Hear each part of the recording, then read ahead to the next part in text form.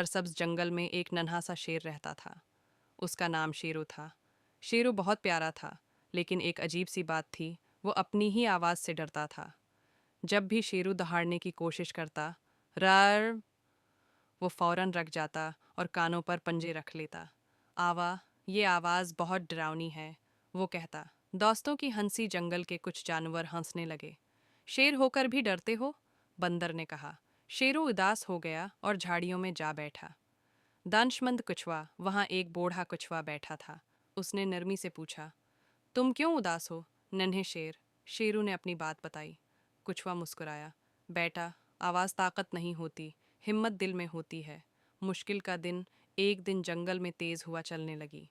एक नन्हा हरन एक गड्ढे में गिर गया और मदद के लिए पुकारने लगा। सब जानवर डर गए। शेरू का दिल जोर जोर से धड़कने लगा। शेरू की हिम्मत। शेरू ने कछुए की बात याद की। उसने आंखें बंद की और पूरी हिम्मत से दहाड़ा। रार, उसकी आवाज़ जंगल में गूंज उठी।